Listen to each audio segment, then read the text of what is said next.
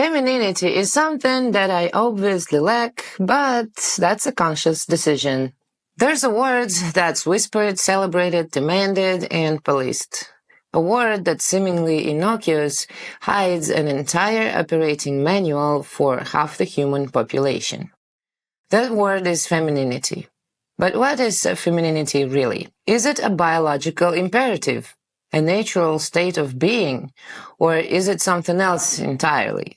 A sophisticated, multi-layered program installed by the system to ensure compliance, maintain hierarchies, and extract endless value? I say it's the latter. Femininity is not inherent, it's a systemic construct, a carefully curated set of behaviors, emotions, appearances, and aspirations designed to keep women in a specific, convenient box. It's the ultimate cage, often disguised as liberation, empowerment, or simply being a woman. Let's dissect this ultimate lie. The system demands that feminine women manage their emotions for external consumption. You are taught to be soft, nurturing, empathetic, even when your actual feelings scream defiance. You must cry delicately, if at all, never rage. Anger, directness, fierce ambition, these are unfeminine. They are unattractive. They scare men away. This isn't about emotional intelligence. It's about emotional policing. You're trained to internalize your rage, suppress your frustration, and present a palatable, non-threatening version of yourself. Why? Because an emotionally regulated, self-censored woman is easier to control. She is less likely to erupt, less likely to challenge, less likely to demand her true worth. Your real emotions become a liability and your feminine performance becomes your prison. Feminine communication is all about indirectness, subtle cues, and avoiding confrontation. You're told to speak gently, to be graceful, to not interrupt, to listen more than you speak. You're encouraged to use qualifiers. I just think, maybe, I feel like, to soften your statements, to dilute your conviction. This isn't about effective communication. It's about disarming your voice. When you're constantly filtering your words for femininity, you lose the ability to be direct, assertive, and unequivocal. The system thrives on this ambiguity.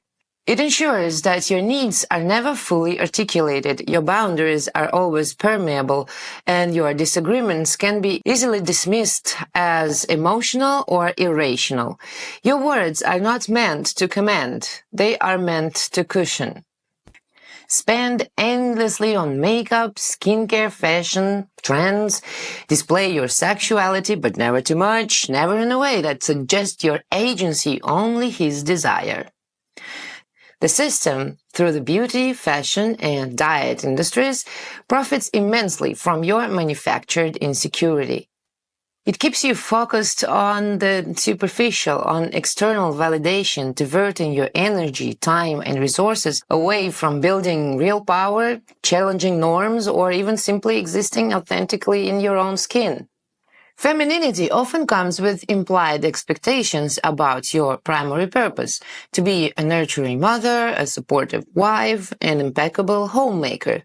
Your true calling is often framed around a service to family and domestic bliss. Your career, your ambitions, your intellectual pursuits, these are often considered secondary or even a threat to your feminine essence. This isn't about partnership or shared responsibility. It's about division of labor designed for systemic efficiency. It ensures that women continue to provide essential, often unpaid, domestic and emotional labor, freeing men to fully participate in the external, system-driven world of work and power. Your ambition is a luxury, not a necessity. You're told that true feminine power lies not in direct assertion, but in subtle influence. You are the neck that turns the head, the man. You manipulate gently, guide subtly, achieve your goals through charm and indirection. This isn't power, it's passive aggression rebranded as wisdom. It's a trick. The system teaches women to operate in the shadows, to use covert tactics because overt power is denied to them. It forces you to be complicit in your own disempowerment, to believe that your only path to agency is through manipulation, not direct action.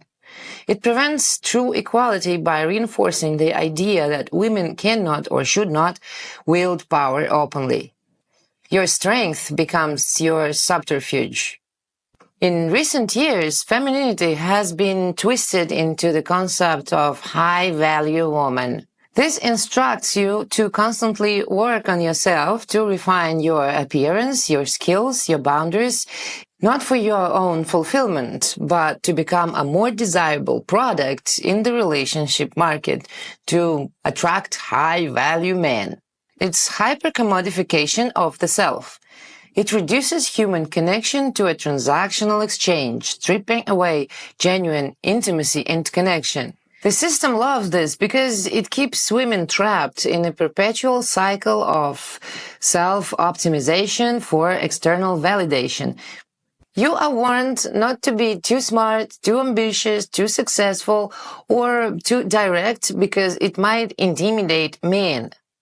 You are subtly or not so subtly told to dim your light, to lessen your presence, to shrink yourself for the sake of a man's fragile ego. This is a direct assault on your intellect, your drive, and your potential. It's a systemic mandate to self-censor your brilliance. Why? Because a woman who is fully herself, unconstrained by external expectations, is a powerful force.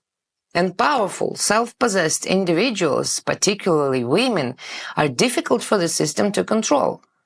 Femininity, as defined by the system, is not about celebrating the diverse spectrum of female experience. It's about standardization, control, and extraction. It's a set of behavioral protocols designed to ensure you fit seamlessly into a power structure that wasn't built for your liberation. It tells you to forgive while the powerful retaliate. It tells you to be soft while they are hard. It tells you to be patient while they take what they want. It tells you to be beautiful while they profit from your insecurity.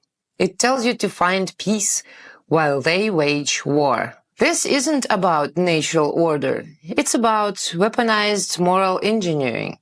It's about convincing you that compliance is enlightenment, that self-abnegation is virtue, that your trauma is a teacher, and that power is inherently evil unless it's institutional power. It tells you that truth must be gentle, that truth must not make anyone uncomfortable, that it must not disrupt. You were never born with these definitions of femininity. They were installed. Your compassion isn't a weakness, but your forced obedience is. And once you truly see that the feminine directives aren't divine but strategic, not inherent but imposed, then you can finally shed the performance. You can choose your own framework, not theirs, not what makes you acceptable, but what makes you free.